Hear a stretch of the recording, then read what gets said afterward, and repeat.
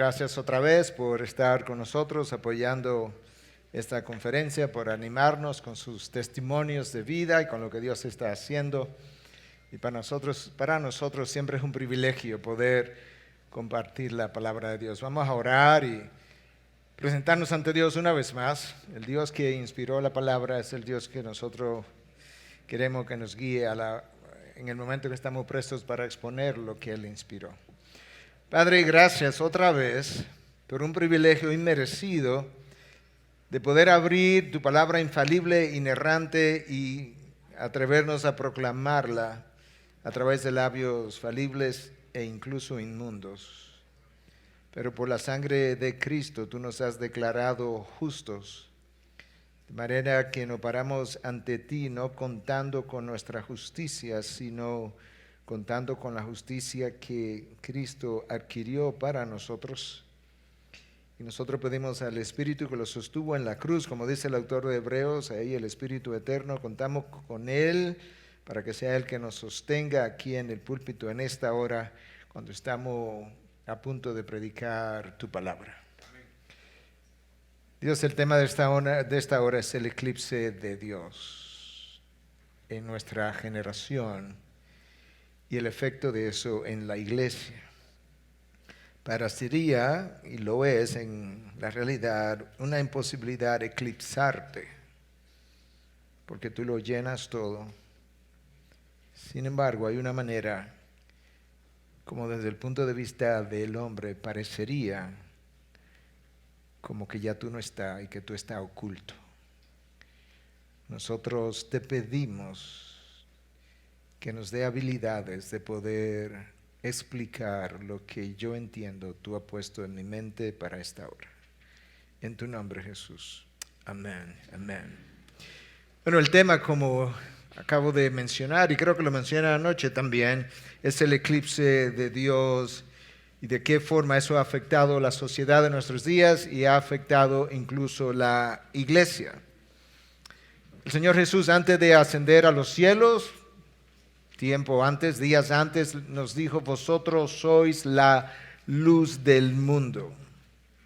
Sin embargo, en muchas sociedades donde la iglesia tuvo una voz profética, y cuando hablo de una voz profética no me estoy refiriendo a su habilidad de predecir cosas del futuro, sino de poder hablar de una manera que confrontara el mal de la sociedad. En ese sentido estoy usando la expresión. En muchos lugares, sociedades donde la iglesia tuvo ese error, como la Alemania de Lutero, la Ginebra de Juan Calvino, la Escocia de John Knox, pudiéramos hablar de el Canadá reciente de J.I. Packer, o de los Estados Unidos de Jonathan Edwards o George Whitefield.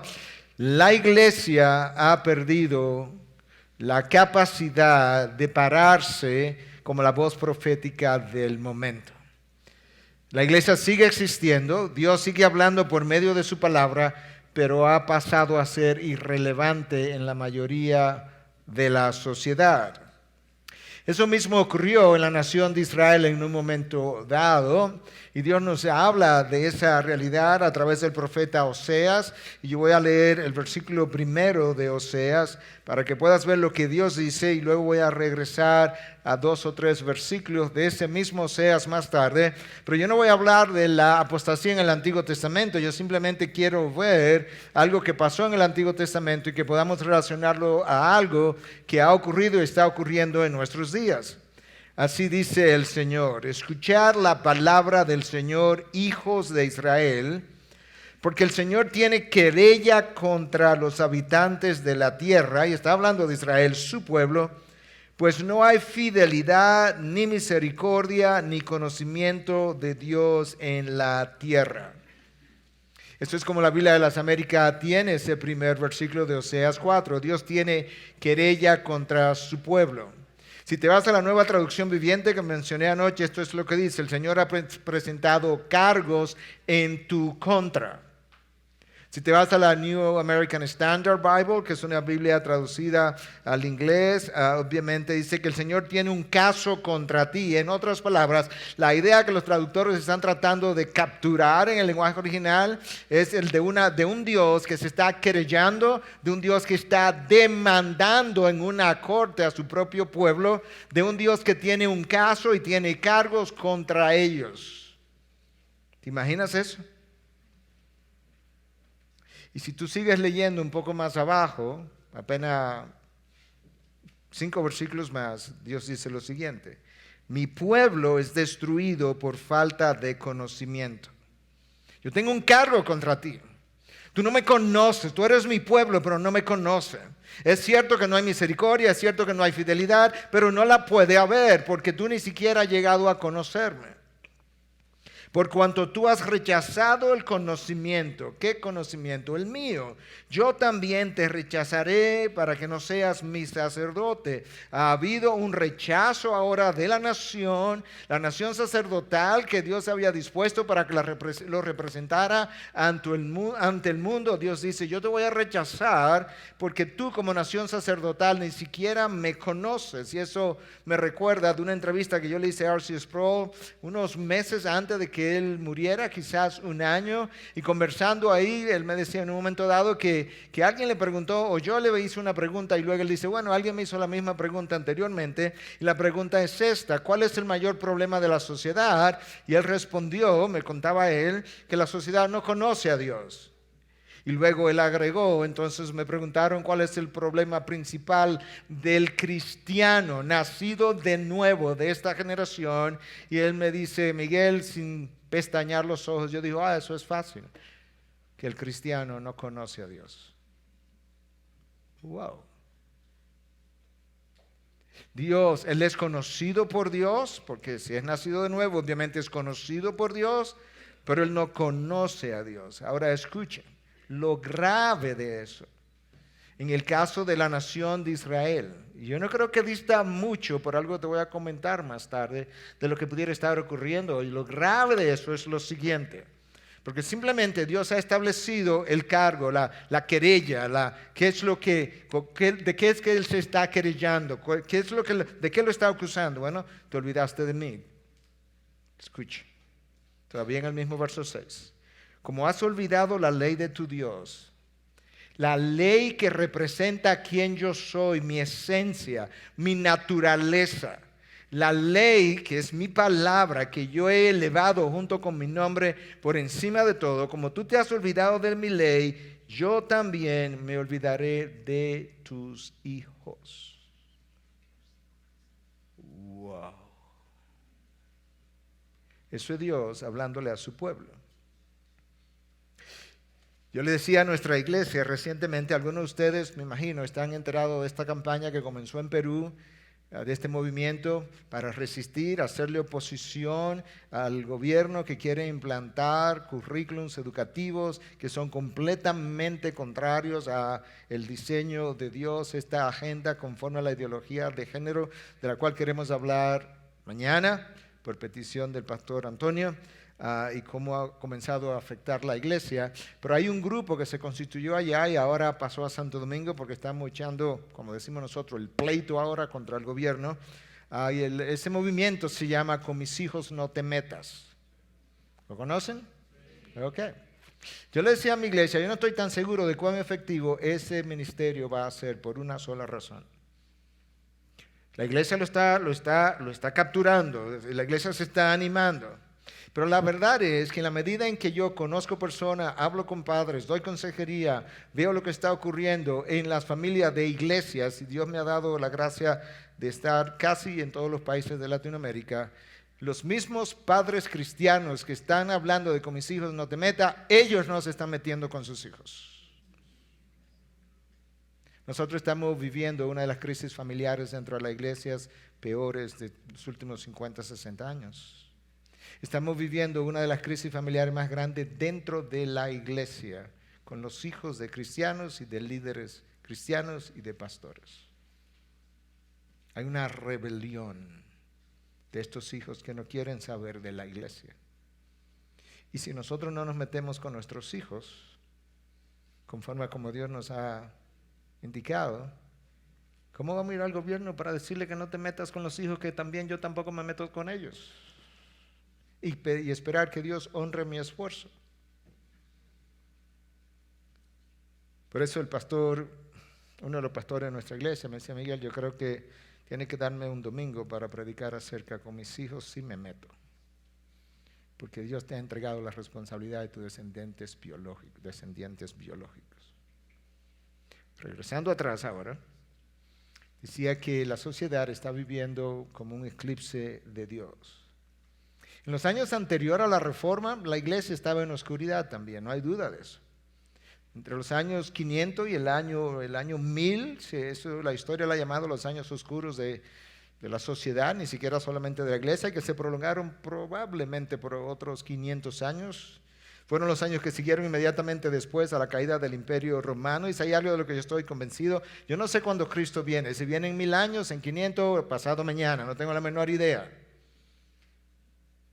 Pero de algo que yo estoy consciente, seguro, y que quizás yo pueda ver, es la caída de lo que hoy llamamos el Imperio norteamericano. Ha sido el imperio que ha dominado el mundo. No tiene las fibras morales para sostenerse por los próximos 40 o 50 años. Si tú lees lo que G.K. Chesterton habló acerca de las señales de colapso de un imperio, todas y otras más están presentes hoy en día para ese imperio y para muchas sociedades. De manera que nosotros estamos a punto de una crisis. Durante este tiempo de los años oscuros, a partir del año 500 en adelante, hasta que Martín Lutero aparece en Alemania, la iglesia se casó con el poder político. Fue un tiempo difícil.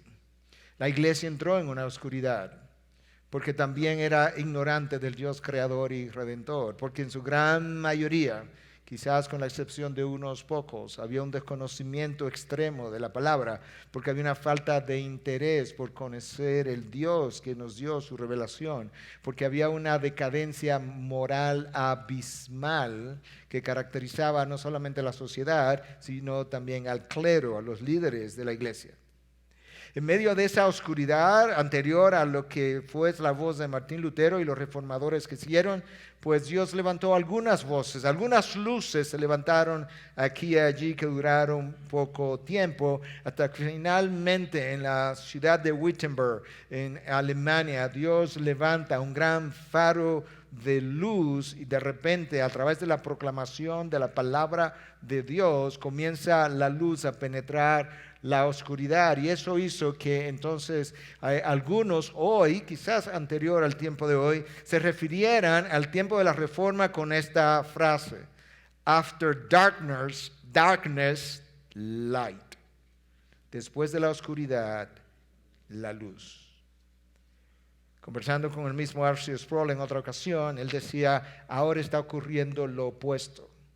Después de la luz, oscuridad. Wow. Después que la luz iluminó a Europa, Europa se ha muerto prácticamente espiritualmente hablando. Después que la luz iluminó a Canadá y a Estados Unidos, hay un debate si Estados Unidos fue siempre una nación cristiana o no. Donde no hay debate es si la nación norteamericana fue grandemente impactada por los valores cristianos o no. Yo creo que ahí está de acuerdo todo el mundo.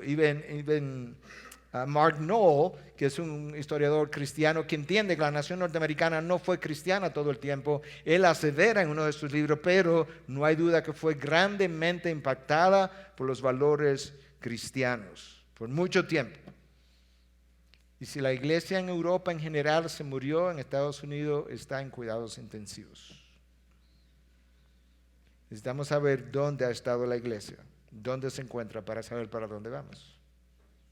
Y no sé cuántos de ustedes están familiarizados con la historia de la iglesia, y obviamente este no es el tiempo para entrar en los detalles, pero ciertamente cuando tú la revisas hay un dolor, hay una pena cuando tú ves una Ginebra de Calvino llegar a donde llegó y que ahora no haya luz prácticamente. Ciertamente después de la luz estamos entrando en un periodo de oscuridad. Y la oscuridad se debe a que la gente que una vez fue luz del mundo, hoy en día es como una velita prendida al mediodía ahí afuera, donde el sol está brillando con todo su esplendor. Se ha apartado de la fuente de la luz. Y nosotros no podemos ser luz del mundo apartado de la fuente de la luz. Y esa luz para nosotros es la palabra de Dios. Y entonces la iglesia de Dios con frecuencia ha comenzado a vivir lo que estoy llamando un eclipse de Dios. Yo recuerdo estar años atrás en una conferencia en Miami donde se invitó a un predicador muy conocido. No estoy diciendo que sea necesariamente ortodoxo ni sea necesariamente de nuestra aprobación, pero un autor muy conocido.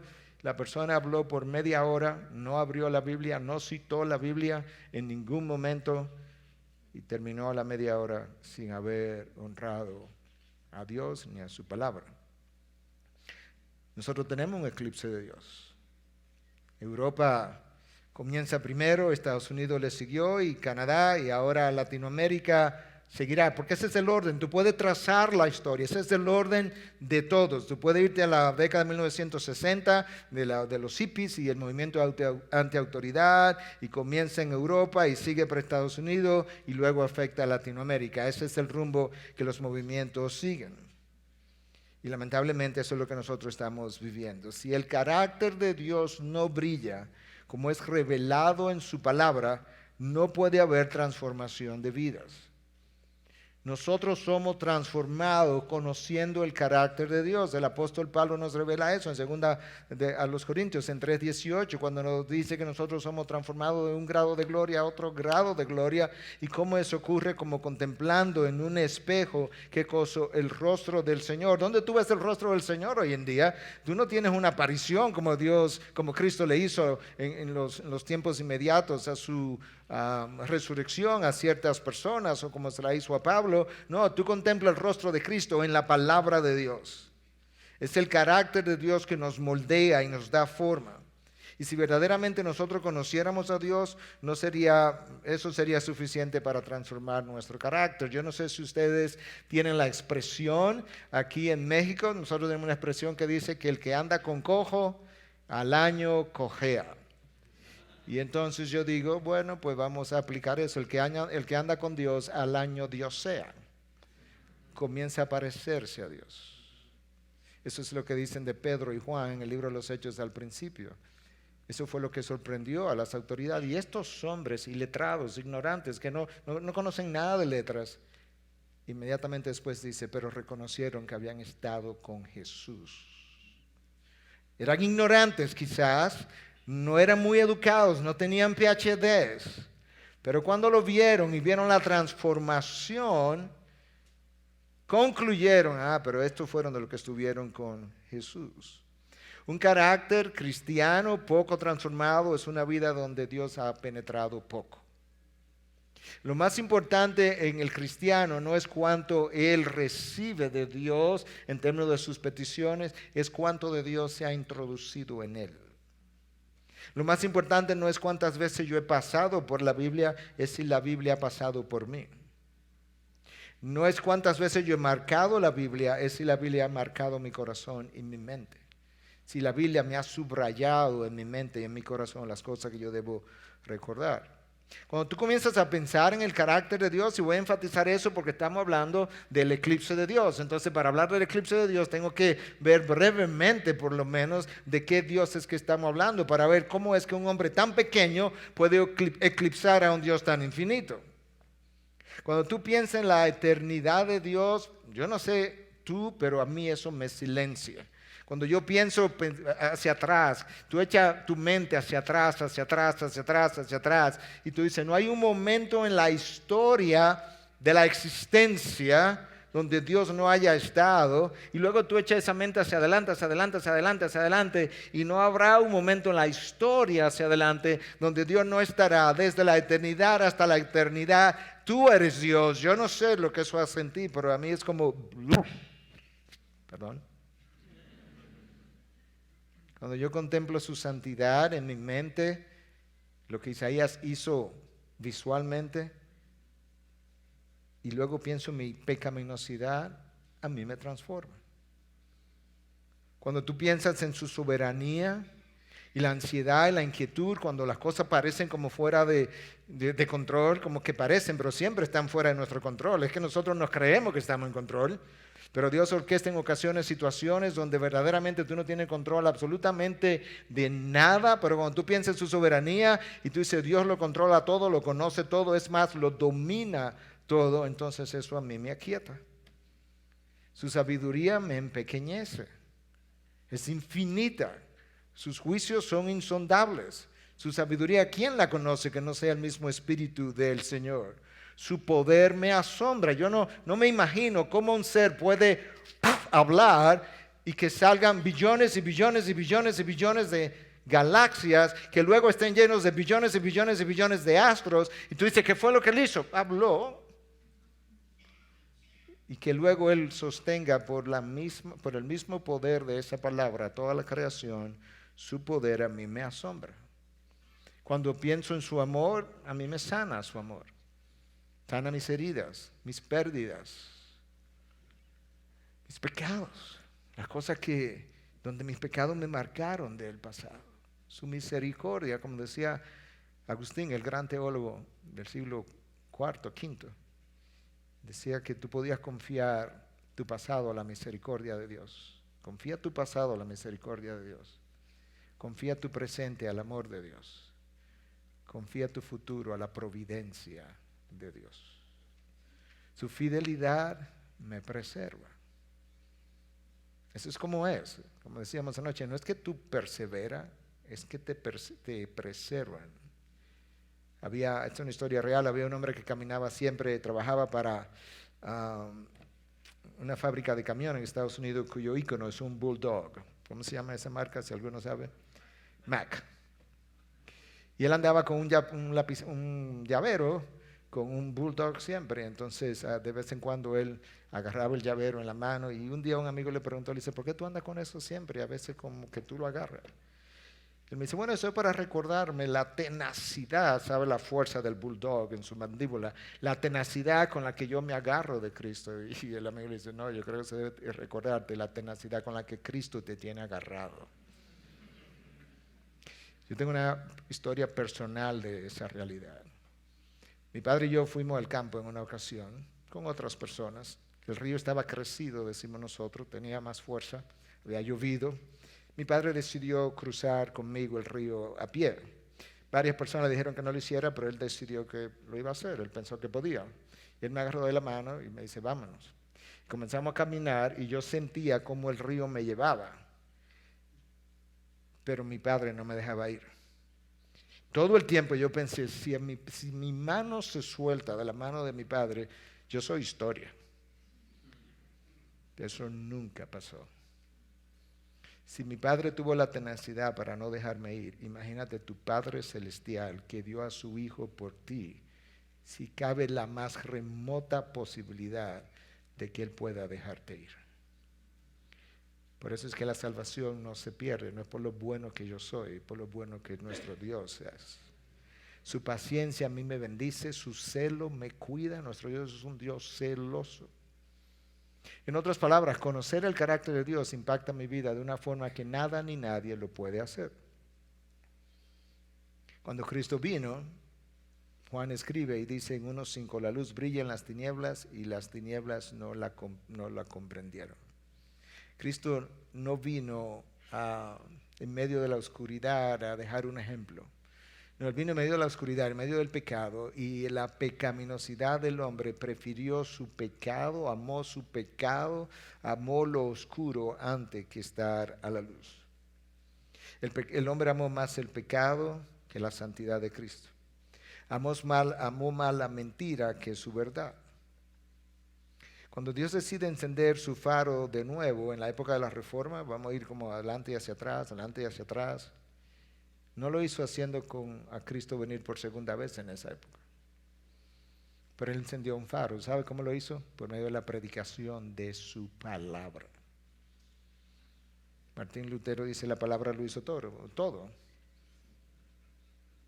Mientras yo no estoy recomendando este hábito necesariamente, pero esa fue su frase, mientras yo bebía cerveza alemana con su compañero de siempre, su nombre se me fue ahora mismo, dice, la palabra de Dios hizo su trabajo. La palabra que Dios dice, lámpara es para mis pies y luz para mi camino. Y esa lámpara pasó de tener un lugar preponderante en los púlpitos a tener un lugar secundario, terciario, y el pragmatismo de que hablamos anoche, y la sociología, y la psicología, y el utilitarismo pasaron a estar en el púlpito. Y nosotros vemos entonces que después de la gran luz, el gran faro en la época de la Reforma, llegamos al siglo XVIII, siglo XIX, el liberalismo comienza entonces a levantarse y a partir de ahí comienza esa luz a perder intensidad en Europa. La revolución sexual que nosotros estamos viendo ahora como su pico comenzó literalmente, le tomó a Europa 200 años para llegar ahí. Hace 200 años atrás hubo gente que estaba, élites intelectuales, liberales, pocas, sí, una élite que estaba proponiendo las mismas ideas que nosotros estamos viendo hoy, 200 años. Estados Unidos le tomó como 60 años, no sé cuánto le tomará a Latinoamérica. Si hay algo que caracteriza a la iglesia de hoy, es precisamente el divorcio que existe entre la palabra de Dios frecuentemente y la práctica, o entre la palabra de Dios y lo que se proclama desde los púlpitos. Y si eso es verdad, entonces podemos comenzar a entender por qué la iglesia está viviendo un periodo oscuro donde la luz escasea. La historia de la iglesia en América Latina es más reciente. Claro que ha habido misioneros por muchos años, pero en términos del movimiento de sana doctrina es mucho más reciente de lo que tú te imaginas. Apenas unas décadas, comparada con 500 años en Europa y otros años en Estados Unidos. Pero tenemos que reconocer que nuestra sociedad latinoamericana es altamente egocéntrica, prefiere el entretenimiento y las emociones, la experiencia, el pensamiento reflexivo y prefiere la experiencia a la que nos acabamos de referir y a la que Luis se refirió anoche y esta mañana antes que la revelación de Dios. Los deseos egocéntricos de ese hombre del siglo XX y siglo XXI se han antepuesto y están entre él y Dios. Y eso ha comenzado a crear ese eclipse. Es como que Dios ha sido eclipsado por el hombre. La palabra eclipse viene de un vocablo en griego, ekleipo, que significa desaparecer. Y tú podías pensar momentáneamente, pero ¿cómo un Dios tan grande puede ser eclipsado por un hombre tan pequeño? Esta ilustración, todas las ilustraciones se quedan cortas con Dios, pero ayudan. Tú conoces los eclipses de sol, cuando la luna se interpone. Cuando la luna se interpone entre la tierra y el sol es cientos y cientos de veces más grande que la luna y la luna lo tapa cuando es un eclipse total. ¿Por qué? Porque el sol es por lo menos 400 veces más grande que la luna y la luna está 400 veces más cerca de nosotros que el sol. Por tanto, el sol está tan distante que en ciertos momentos tú vas manejando y sale el sol y con el dedo pulgar te puede taparlo. ¿O no? Mientras más cerca está del observador, pues más grande es el objeto. Cuando ese hombre está tan cerca de sí mismo y tiene a Dios tan lejos, él logra eclipsar a Dios. Dios no es más pequeño, Dios no es menos poderoso, Dios no es menos glorioso, Dios no es menos brillante, Dios no es menos nada que nada, excepto que el hombre se ha alejado. En todo eclipse hay una umbra, así mismo como suena, umbra, y esa es la parte más oscura del eclipse. Y hay una penumbra que es la parte como la sombra del eclipse. Usando esa ilustración, yo entiendo que la sociedad de hoy en día está en la umbra del eclipse, en la parte más oscura, y la iglesia está en la penumbra. No está sin luz, pero está en una sombra. La iglesia en general. Si tú piensas, ¿verdad?, de qué manera ocurre el eclipse de sol, como te lo acabamos de describir, esta es la manera como está ocurriendo el eclipse de Dios. Y al alejarse, le pasa igual que al sol. Cuando la luna lo eclipsa y no se ve, Él es del mismo tamaño, Él tiene la misma cantidad de luz, la misma intensidad, Él tiene el mismo brillo, la misma gloria de la que Dios habla en 1 Corintios 15, pero no se ve durante el eclipse. Dios, para el hombre de hoy, y muchas veces para muchos que se llaman cristianos, es una imagen distinta y pequeña. ¿Te acuerdas la historia de Arthur Sproul en mi conversación con él? Él dice que el problema principal de la sociedad hoy en día es que no conoce a Dios, y el problema, decía, porque murió, ¿verdad?, ya hace un poco más de un año, el problema principal de la iglesia hoy en día es que no conoce a Dios. Un hombre que conociendo poco piensa que lo conoce todo. Un hombre que siendo completamente dependiente de su Creador quiere ser autosuficiente. Un hombre que realmente cree que Él orquesta su vida a pesar de que Dios dice, la mente del hombre planea su camino, pero el Señor dirige sus pasos. Proverbios 16:9.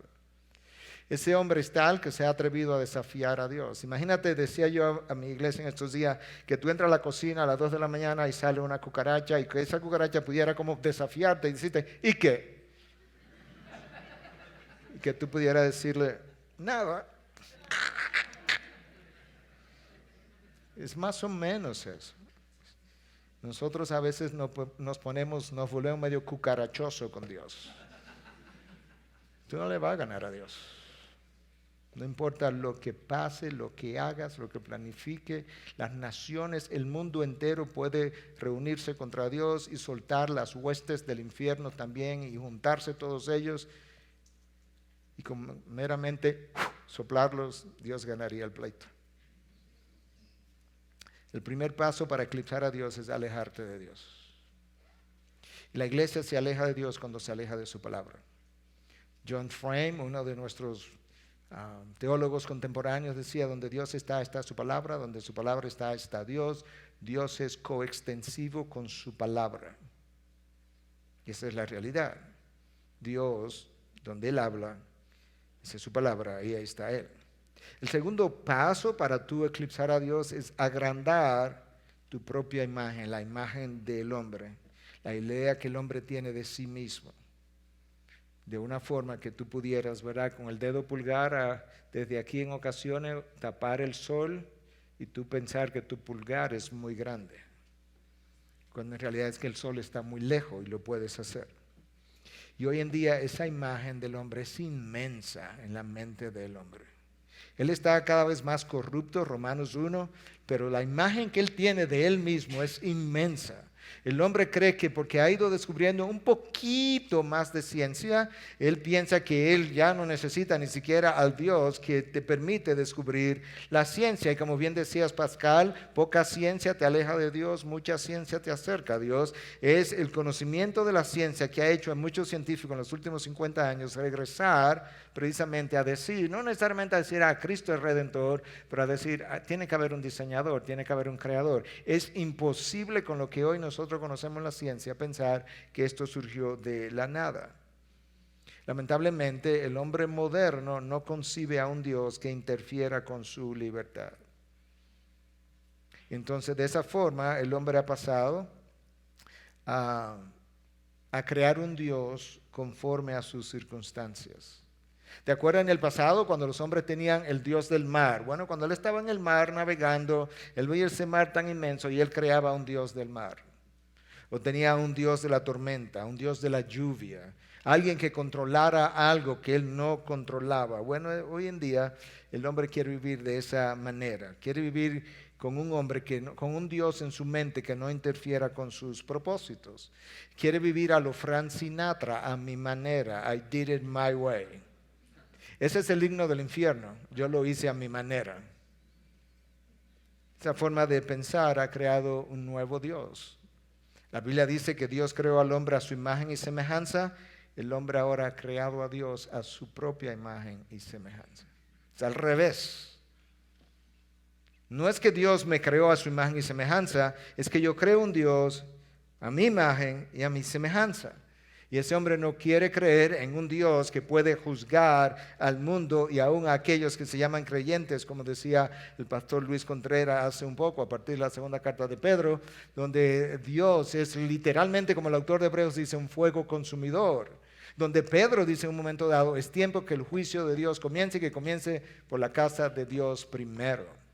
Ese hombre no quiere concebir a ese Dios. De hecho, cuando ese hombre piensa en los desastres naturales, él quiere decir inmediatamente, excusar a Dios y decir, no, Dios no tiene nada que ver con eso. Cuando se anuncia un ciclón, comenzamos a orar para que el ciclón no pase, y luego cuando causa destrucción en otras áreas, no, Dios no tiene nada que ver con eso. ¿Para qué le estabas orando entonces? Escucha lo que Dios declara en Lamentaciones 3, 37 y 38.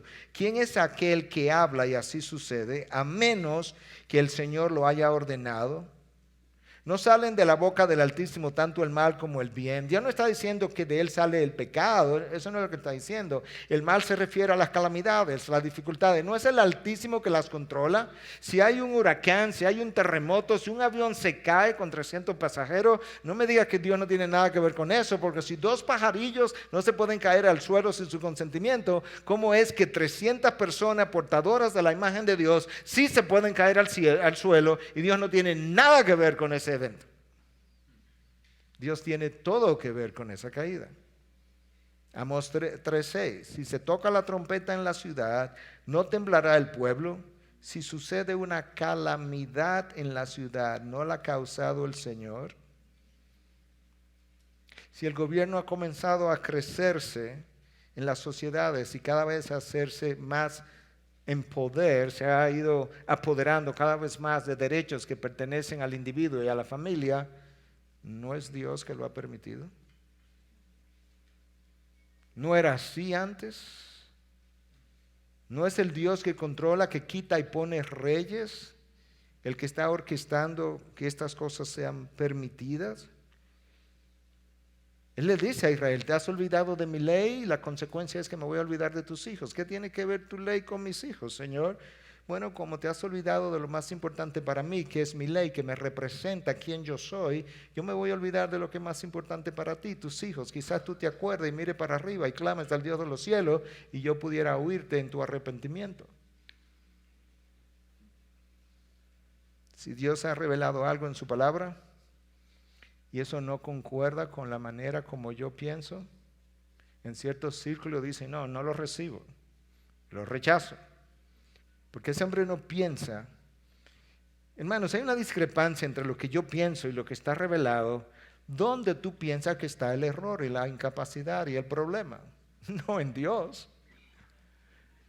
Dios no tiene que hacer un ajuste de su voluntad para adaptarse a la mía. Yo tengo que realinear mi voluntad, mi idea, mi pensamiento. ¿Qué dice el autor de Hebreo? Que nosotros por la fe entendemos que Dios creó el mundo, ¿cierto? ¿Viste? El orden es invertido a lo que ocurre en la ciencia. Tú crees por la fe y luego tú entiendes. Por la fe entendemos. En la ciencia, soy médico, yo sé cómo me entrenaron, tú primero ve, entiende el experimento, el estudio, y luego tú crees en él. Dice, bueno, eso puede ser en la ciencia. Cuando tú entras mi palabra, tú primero crees y después tú entiendes.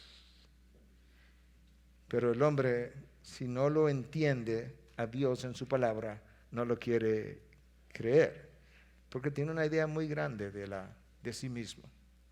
Escucha a este historiador, Joseph Harrotonian, de apenas unas décadas atrás. Oye lo que él dice. Antes, la religión estaba centrada en Dios. Antes, lo que no conducía a la gloria de Dios era infinitamente pecaminoso. ¿Tú escuchaste? Que antes había un entendimiento de que si algo en mi vida, el ejercicio de mi profesión médica, por ejemplo, no era para la gloria de Dios, que eso no simplemente que era pecaminoso, altamente pecaminoso, infinitamente, dice él, pecaminoso. Ahora lo que no conduce a la felicidad del hombre es pecaminoso, injusto e imposible de atribuírselo a Dios. Eso es parte del eclipse. Ahora la gloria de Dios consiste en el bien del hombre. Antes el hombre vivía para glorificar a Dios. Hoy Dios vive para glorificar al hombre. Este historiador está hablando que la visión del creyente en el pasado era muy distinta a la visión del creyente en el mismo Dios en el presente. Yo lo veo eso en mi país. Gente en ocasiones de pocos recursos que me ha tocado atender, que realmente no son nacidas de nuevo, vienen de ese trasfondo católico romano tradicional, tienen una idea del Dios de la Biblia, y esa poca idea del Dios de la Biblia es de esta forma. Personas humildes usualmente. Señora, lamento mucho que su hijo murió, hicimos todo lo posible por salvarlo, pero no pudimos. Y la persona con lágrimas en el rostro decirte, yo sé, doctor, pero esa fue la voluntad de Dios. Él es el que decide. Raramente gente pudiente me dice cosas así. Raramente gente muy educada me dice cosas así. Es esa mente sencilla, simple, que ha oído en las misas donde ha oído acerca de un Dios. Y ese poquito que conoce es suficiente para decirme en la muerte de un hijo, esa fue la voluntad de Dios y Dios es que decide. ¿Te das cuenta lo poco que nosotros conocemos a Dios? Déjame darte un ejemplo de la Biblia para que tú veas lo poco que conocemos a Dios. Job era un hombre justo, temeroso de Dios. Era un hombre que conocía a Dios de tal forma que cuando él le anunciaron que ya lo había perdido todo y ahora perdió a sus 10 hijos, su primera respuesta, su primera reacción es postrarse en tierra y decir, Jehová dio, Jehová quitó, bendito sea el nombre del Señor. ¿Tú recuerdas eso, verdad? Tú piensas que ese hombre conocía a Dios bien, ¿tú no crees? ¿Cuántos de nosotros podríamos decir, no, si yo pierdo 10 hijos ahora mismo, mi primera respuesta va a ser de postrarme en tierra y decir, Jehová dio, Jehová quitó? ¿Tú no crees que, yo no sé si habría uno de nosotros que se atrevería a decir categóricamente, yo sé que yo haría eso? Yo no sé si yo haría algo así. ¿Y para qué me está diciendo eso? Porque cuando Job pasa por su experiencia, al final, cuando Dios se le muestra a Job, Job dice, oh, yo de oídas te conocía, de verdad, en serio, Job. O sea, el hombre que se postra a Dios, dice Jehová Dios, Jehová quitó, bendito sea el nombre del Señor, cuando sus 10 hijos han desaparecido, me dice al final de la experiencia, yo de oídas te conocía. Entonces, ¿de qué manera que nosotros conocemos a Dios? ¿De rumor quizás?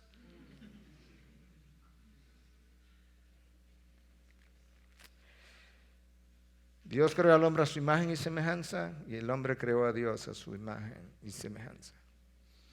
El hombre juzga la revelación de Dios. El hombre juzga la revelación de Dios. ¿Sabe cómo lo juzga? Conforme a lo que yo entienda o no entienda. Entonces, conforme a lo que entiendo o no entiendo, así yo leo la Biblia. Este pasaje no me gusta. No, porque ese pasaje me condena. Eso no puede ser para mí. Pasa la página, sigue leyendo. Este pasaje me bendice, yo sé los planes que tengo para ti, planes de bien, planes de esto, planes de lo otro. Si tú eso sí suena como Dios. El cristiano tiene dificultad en ver a un Dios. ¿Te escuchas? El cristiano no tiene dificultad en ver a un Dios que clava a su Hijo, a Dios mismo, encarnado, lo clava, Romanos 3, 25, 26, lo exhibió públicamente como demostración de su justicia. ¿Tú recuerdas ese pasaje? ¿Verdad? Dios Padre es el responsable de la crucifixión de su Hijo. Es su santidad que ha sido violentada la que demanda que se haga justicia en los hombres o en la cruz, en uno de los dos sitios. Y luego Dios dice, no, la voy a hacer en mi Hijo. Y luego aquel que no la reciba, pues la recibirá en su vida, pero la voy a hacer en mi Hijo. El hombre no tiene ningún problema con ver eso. Pero cuando Dios decide juzgarlo a él, o juzgar su familia, juzgar su hijo, él tiene un grave problema con que Dios lo juzgue a él, pero no tiene ningún problema con que Dios juzgue a su propio hijo por tomar el lugar tuyo y el mío en la cruz.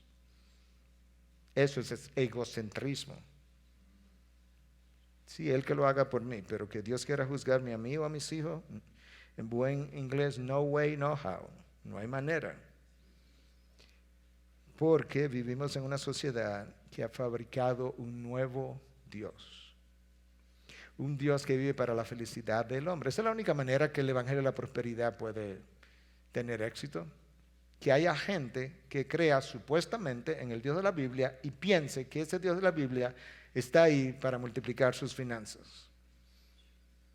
Dios ha revelado que todo cuanto Él hace es para su gloria. Dios no ha hecho absolutamente nada. ¿Tú sabes lo que es nada que no sea para la gloria de Dios? Yo respiro para la gloria de Dios. Se supone. Yo debo estar predicando para la gloria de Dios. Tú debes estar criando para la gloria de Dios. Tú debes estar haciendo, no sé, medicina, abogacía, ingeniería, arquitectura, limpiando calles, lo que tú quieras, pintando paredes para la gloria de Dios. Esa es la única razón de tu existencia. Si esa no es la motivación de tu existencia, tú tienes no razón para seguir existiendo. Sería mejor que tú y yo pereciéramos en ese momento. A todo aquel que yo he creado, dice Dios en Isaías 43, para mi gloria, creado para su gloria. El hombre pasa a ser, haciendo uso de otra ilustración, el hombre pasó a ser el sol y Dios pasó a ser la luna. Nosotros tenemos la luz y Dios recibe la luz de nosotros, como si Dios nos necesitara. El alejamiento de Dios es un factor que ha creado el eclipse de Dios. Y no solamente el alejamiento de Dios ha creado eso, lo segundo que vimos fue la imagen del hombre crecida, el segundo factor que ha creado ese eclipse de Dios. Número 3 es el uso selectivo de la palabra, a la cual ya comenzamos a aludir. Muchas veces el creyente, quiera o no, muchas veces tiene como a Dios dividido, el Dios del Antiguo Testamento y el Dios del Nuevo Testamento. El Dios del Antiguo Testamento, sanguinario, el Dios de la ley, no tenía como mucho amor y misericordia. Y el Dios del Nuevo Testamento, el Dios de la gracia y del amor, finalmente. Tú ese Dios sí tiene amor y misericordia. R.C. Sproul, que fue también otro de mis grandes maestros, no porque lo conocí tanto personalmente, lo conocí pero poco en términos personales, pero fue otro de mis grandes maestros, decía continuamente, tú quieres conocer el carácter de Dios, tienes que sumergirte en el Antiguo Testamento. Y honestamente ahí fue donde yo lo vi con todos sus colores. En el momento de la ley, cómo amó a Israel en su pecado, cómo le dio advertencia y esperó cientos de años para juzgarlo. La forma tierna como le habla en Isaías 40 al comienzo, la forma tierna como le habla en múltiples ocasiones. Pero hoy el creyente tiene a un Dios dividido. Michael Horton es un autor y teólogo muy conocido hoy en día. En su libro, bueno, él fue el editor, yo creo, The Coming Evangelical Crisis, la crisis evangélica que viene. Eso fue en los años, al final de los 90, yo todavía vivía en Estados Unidos cuando ese libro salió. Él dice lo siguiente con relación a la ley y la gracia: cualquier cosa en la Escritura que prohíbe, ordena, exhorta, amonesta, es ley. Antiguo Testamento, Nuevo Testamento, no hace diferencia. Y cualquier cosa que las Escrituras permiten, dan, invitan, perdonan, aseguran, es gracia o buenas nuevas. En otras palabras, en el Antiguo Testamento hubo ley y hubo gracia, y en el Nuevo Testamento hay gracia y hay ley. Pero en el eclipse de Dios, el cristiano quiere servirse solo de la gracia de Dios y desecha todo lo que él entiende es la ley de Dios. Y se da más o menos como esto. Déjame leerte algunas cosas. Nosotros queremos la palabra de Dios, pero no toda la palabra de Dios. No queremos todo el consejo de Dios, queremos lo que nosotros determinamos es el buen consejo de Dios. Nos parecemos a algunos teólogos del pasado que decían que en el carácter de Dios como que había un área malévola, maligna, que permitía todas estas cosas del mal. El cristiano quizás no lo diga de esa manera, pero él lo piensa de una manera similar cuando entiende que Dios no tiene nada que ver con las calamidades y todo que ver con las cosas buenas que a mí me llegan. Entonces queremos palabra de Dios, pero no toda la palabra de Dios. Nosotros queremos el príncipe de paz, pero luego queremos la paz sin el príncipe. Nosotros queremos la gloria. Sí, claro que yo quiero ir al cielo, pero sin la cruz. Nosotros queremos la gracia, pero sin la ley. Recuerda que la ley de Dios, los 10 mandamientos, vamos a pensar en los 10 mandamientos que resumen toda la ley de Dios. No estoy hablando de las reglas del judaísmo, estoy hablando de la ley de Dios. Es eterna. De manera que, porque eso tiene que ver con su carácter, y su carácter no pasa, ni su ley tampoco. Santiago llama a la ley de Dios la ley de la libertad. De hecho, en marzo, abril del año que viene, sale un libro escrito por mí sobre los 10 mandamientos. ¿Y sabe cómo se llama? La ley de la libertad. Y sale de Santiago, capítulo 1.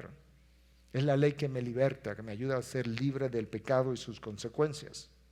Nosotros queremos la provisión de Dios, pero sin rendición de cuentas. Queremos dinero, pero a Dios que no me saque cuenta de estos dones, talentos. Vamos a llamarle talentos como en la parábola, de estos talentos. Queremos 3, 4, 5 hijos, pero que no me saque cuenta a Dios de lo que yo hice con ellos. No, porque cada cual es individual y ellos tienen que vivir su vida. Sí, pero hay una responsabilidad, por lo menos hasta una edad.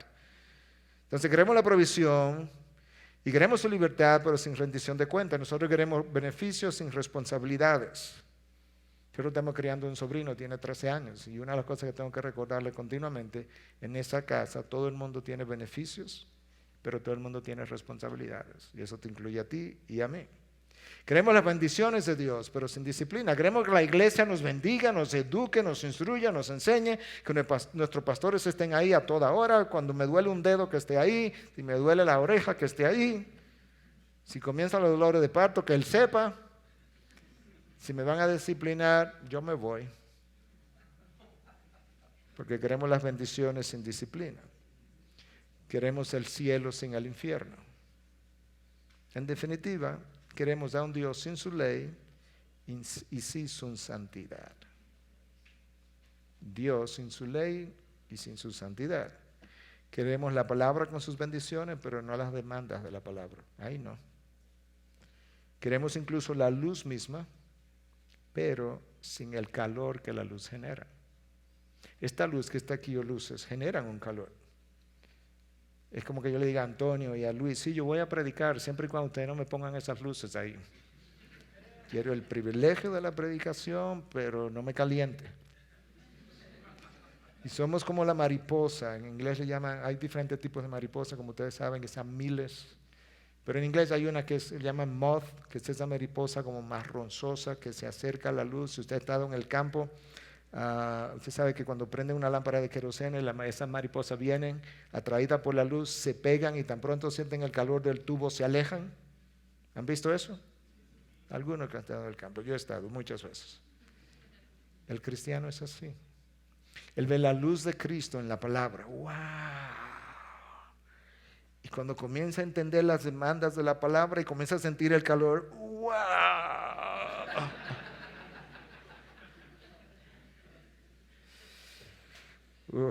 No hay nada nuevo debajo del sol. Eclipsar el nombre de Dios o la imagen de Dios tiene consecuencias. Número 1, nosotros perdemos el derecho de representar a Dios. Israel lo perdió. Te lo leí en Oseas 4. Tú perdiste el derecho de ser una nación sacerdotal. Ya te voy a rechazar. No quiero que sea mi sacerdote como nación. A Oseas le tocó vivir uno de los peores momentos espirituales de la historia. Su ministerio duró 50 años, al reino del norte, a 10 tribus. Y le tocó uno de los peores momentos de esa historia. Al mismo tiempo era uno de los momentos más prósperos de la historia de Israel. ¿Te imaginas eso? Yo miro hoy la prosperidad que Estados Unidos ha retomado otra vez en los últimos 2 o 3 años, sin que esto sea un comentario político. Y al mismo tiempo miro la pobreza espiritual en la que está entrando. Y digo, ahí hay un contraste igual que en la época de Oseas. Oseas vivía en uno de los periodos más prósperos económicamente de Israel y al mismo tiempo en uno de los periodos más oscuros espiritualmente. Y yo creo que esa era la manera como Dios le estaba dejando saber, déjame decirte una cosa, tu prosperidad no tiene nada que ver conmigo, excepto que yo te la estoy permitiendo. Pero no a la manera como yo la anuncié en Deuteronomio, cuando tú ibas a entrar a la tierra prometida. El Evangelio de la Prosperidad tiene alguna gente, sobre todo sus exponentes, sus predicadores ricos, millonarios, pero no tienen nada que ver con Dios. Todo eso que tienen huele a azufre, viene del mismo infierno. Israel se había olvidado de Dios, había olvidado de su ley, Dios dice, me voy a olvidar de tus hijos. Escucha el pasaje de Oseas un poco más completo ahora. Yo te leí el versículo 1, el 2 y el 3 no te lo leí, te leí el versículo 6. Pero déjame leerte del versículo 1 al 3. Escucha la palabra del Señor, hijos de Israel. Porque el Señor tiene querella, cargo contra ti, tiene un caso contra ti, decíamos ahorita, los habitantes de la tierra, contra los habitantes de la tierra, pero de Israel. Pues no hay fidelidad ni misericordia, y aquí viene, ni conocimiento de Dios en la tierra. ¿Cuál es el resultado de eso? Hay perjurio, mentira, asesinato, robo y adulterio. Emplean la violencia, homicidio tras homicidio se suceden. Por eso la tierra está de luto y languidece todo morador en ella, junto con las bestias del campo y las aves del cielo. Aún los peces del mar desaparecen. La nación entera está viviendo las consecuencias de vivir alejado de Dios. Por tanto, Israel perdió el derecho de representar a Dios como nación sacerdotal. ¿Tú sabes lo que Dios le dice a Moisés en Éxodo? Cuando están saliendo de la esclavitud del pecado, y mi pecado representa mi Egipto, Dios le dice, es como que cuando yo estaba a punto de nacer de nuevo, estoy en la esclavitud, cuando estaba a punto de nacer de nuevo, que Dios me diga esto que le dice en Éxodo 19:6. Ellos acaban de salir de Egipto, y Dios le dice, vosotros seréis para mí un reino de sacerdotes y una nación santa. Estas son las palabras que dirás a los hijos de Israel. Moisés, esto es lo que tú le vas a enseñar. Que yo los he elegido y los he sacado de Egipto para que sean una nación de sacerdotes y una nación santa. ¿Te suena familiar? ¿Tú reconoces algo casi idéntico en el libro de Hebreos? Que nosotros somos, ¿qué cosa? Linaje escogido, nación santa, real sacerdocio, que fuimos sacados de la tiniebla para ser traídos a su luz admirable, para que proclamemos las virtudes de aquel que nos sacó precisamente de las tinieblas a su luz admirable. Lo que Dios quiso con la nación de Israel es exactamente lo que Dios quiere con la iglesia, que sea una nación santa, que seamos sacerdote real, eso es lo que tú y yo somos. Lo que cuando nosotros no nos comportamos de esa manera no es porque nos falta nada. Dios dice, vosotros sois, Dios no dice, vosotros llegaréis a ser, hay un chance, hay una oportunidad, si te esfuerzas, no, vosotros sois ya, ve y compórtate como eres, por lo que eres. Como nación santa, como real sacerdocio. Israel perdió ese derecho y me temo que la iglesia, al llegar a ser tan irrelevante ante la sociedad, también es como la evidencia de que ha perdido ese derecho.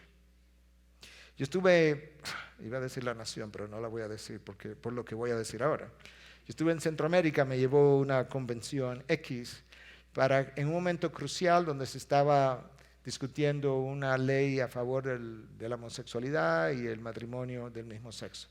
Y ellos orquestaron una serie de reuniones que incluían reuniones con iglesias, pastores, líderes y varios senadores, varios legisladores, y la presidenta era la última, casi dije el nombre también, pero no quiero identificar la nación. Era la última entrevista. De hecho, yo iba a entrevistarme con ella y de ahí salía para el aeropuerto.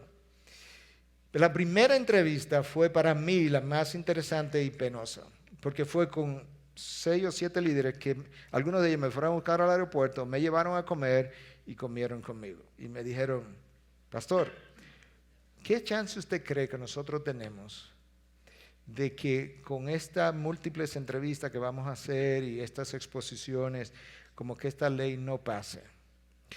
Y yo le dije, bueno, yo tengo una pregunta.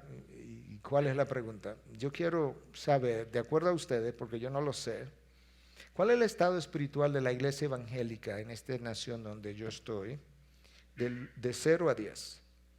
Ellos se miraron como medio intimidados y dijeron, bueno, 2, 3. Yo respiré profundo y le dije, hermanos, con todo el respeto que ustedes merecen, tengo que responder su pregunta. Yo siempre he dicho que una pregunta honesta merece una respuesta honesta. Yo no creo que va a tener ningún efecto. ¿Y por qué? Porque hasta que la iglesia no arregle como dice en inglés, su business, su negocio primero, ¿qué hacemos nosotros pidiéndole al mundo que arregle el suyo? Yo tuve las entrevistas. La primera legisladora con la que me entrevisté, el pastor fue conmigo, me presentó, me introdujo. Ella le dice al pastor, ¿ahora usted viene?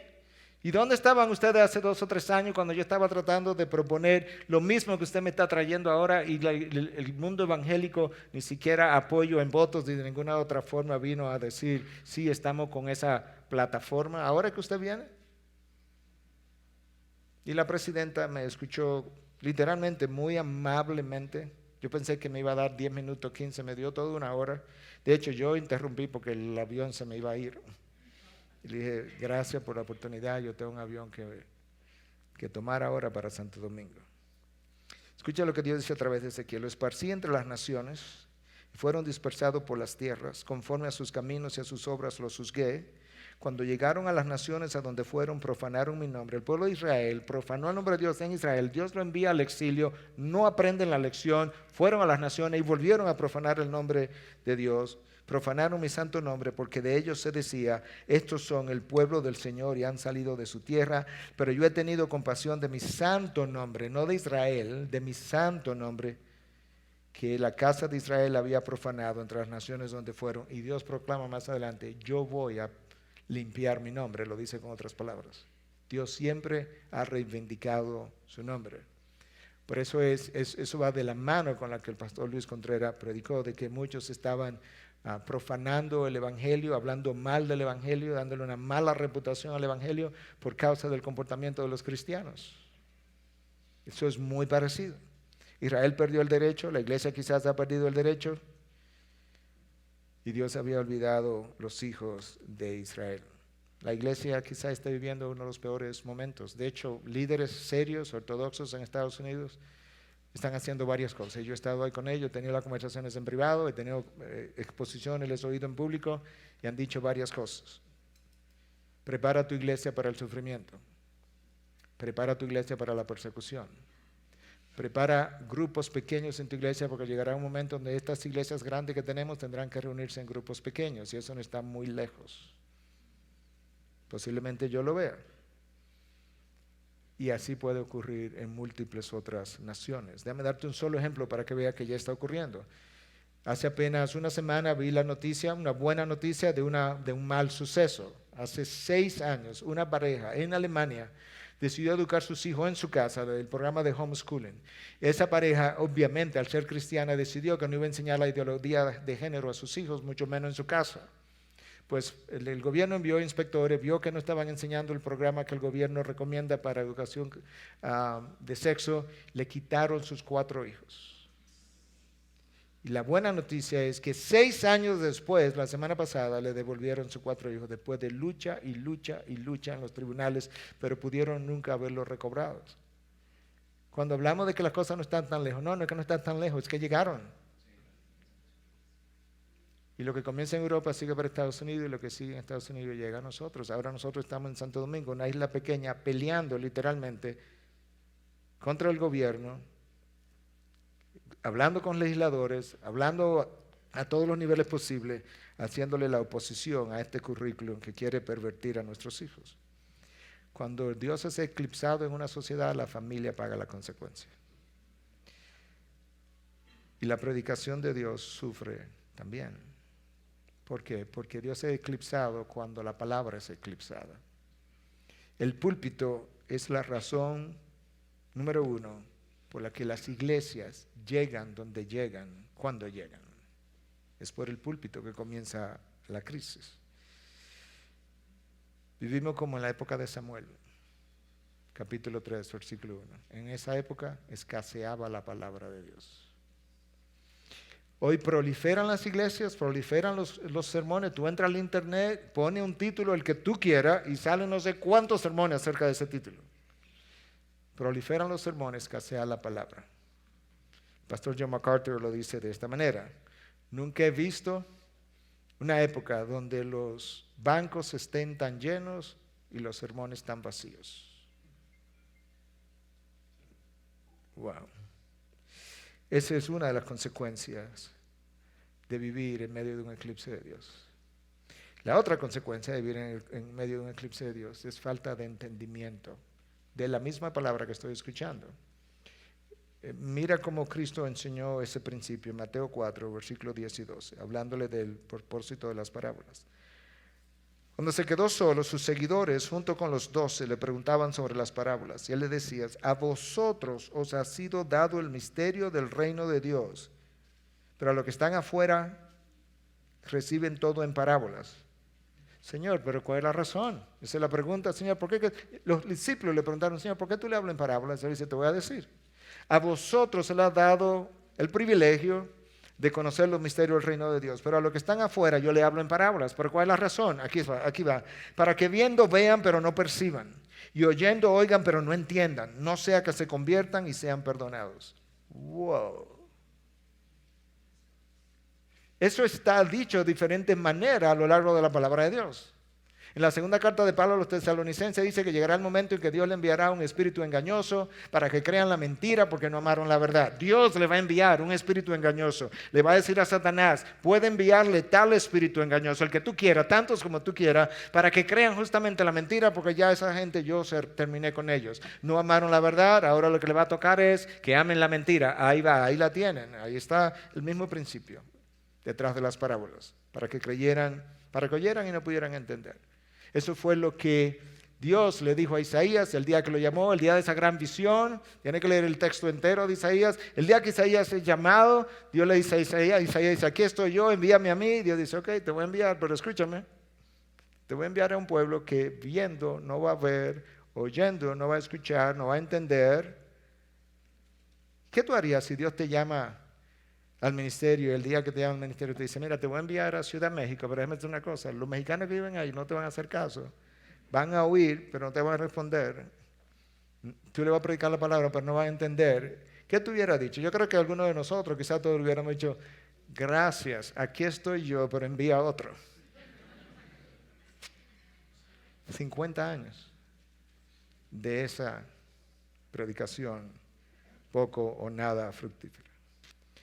La palabra perdió el lugar en el púlpito y Dios desapareció en la mente de mucha gente y se empequeñeció en la mente de muchos otros. El eclipse de Dios tiene un efecto profundo en la adoración. Tu adoración es del tamaño, el fervor, la pasión del Dios al que tú conoces. Cuando tú abres el libro de Apocalipsis, capítulo 4 y 5, tú ves que todo el mundo está postrado en el piso. Los 24 ancianos están cantando a gran voz. Los serafines no se paran, santo, santo, santo. Y nosotros luego cantamos ahí, acostúmbrate, porque va a oír muchas voces en alto volumen. No, pastor, es que, ¿sabe? Yo no soy así. Pero yo no estaba contigo en el juego de fútbol el otro día. Yo estaba brincando y saltando y gritando a toda. Claro, porque eso que está ahí es lo que a mí me emociona. El Dios al cual tú quieres que yo le cante, que me emocione, el que yo no lo conozco. Del fútbol yo me sé el récord de todo el mundo. Y de pelota en República Dominicana, cuánto cuadrangulares, cuánto sencillo, cuánto doble, cuánto triple, cuánta base robada. La adoración del creyente es directamente proporcional al tamaño del Dios que él conoce. Y una de las cosas que ocurre es que tú ves la adoración superficial. Una de las maneras como tú conoces un eclipse de Dios es que tanto la adoración, dime de las canciones que se están componiendo hoy en día en esta sociedad, y las canciones tienen 2 centímetros de profundidad, ok, pues déjame ver los sermones, 2 centímetros de profundidad, ¿qué es lo que está pasando? Ahí hay un eclipse de Dios. Porque las canciones y los sermones no agrandan el tamaño de Dios, no, reflejan el tamaño del Dios que tú conoces. Literalmente. Y de eso nosotros tenemos que arrepentirnos si estamos ahí. La adoración pasa a ser puramente un ejercicio cerebral. Escucha lo que John MacArthur escribió en el libro que ya te mencioné, The Coming Evangelical Crisis, la crisis evangélica que se aproxima, escrito al final de los años 90. El pastor John dice lo siguiente: la adoración debe involucrar tanto el intelecto como las emociones. La adoración debe ser apasionada, sentida a nivel del corazón y conmovedora. Pero la meta no es levantar las emociones mientras apagamos la mente. La verdadera adoración envuelve el corazón y la mente como parte de una adoración pura basada en la verdad revelada en su palabra. Cuando existe un eclipse de Dios, la adoración y el sermón revelan el eclipse. La predicación sufre, la adoración sufre con ella. ¿Qué es lo que la iglesia de hoy necesita? Lo mismo que necesitaba la iglesia de Éfeso en Apocalipsis, la de Sardis, la de la Odisea. ¿Qué fue lo que Cristo le dijo? Arrepiéntete. Si no, le quitaré el candelabro. ¿Sabe cuál es el porciento de cristianos donde esas iglesias existieron en esa época? Habían 7 iglesias ahí en una área relativamente pequeña, de un 1 a un 2%. El candelabro se fue. Y con eso se fue el impacto de lo que esa iglesia lograron en su tiempo. La evidencia de que tú te has arrepentido no fue que un día pasaste adelante, levantaste la mano, hiciste una profesión de fe y te arrepentiste. La evidencia de que tú eres un cristiano y que tú vives una vida de arrepentimiento. Paul Washer ha dicho eso en Estados Unidos, lo ha dicho en América Latina. Yo lo creo y trato de comenzar todas mis oraciones después de alabar a Dios, glorificar a Dios, exaltar tu nombre. Número 2, Señor, perdóname por los pecados del día de hoy. Lo que quizás yo estoy recordando y lo que yo ni siquiera me percaté, pero que yo sé que cometí. Perdóname. Ahí es donde comienza. Es una vida de arrepentimiento. Padre, gracias. No por el eclipse, sino por el sol que brilla. El sol de tu Hijo, el sol de la palabra.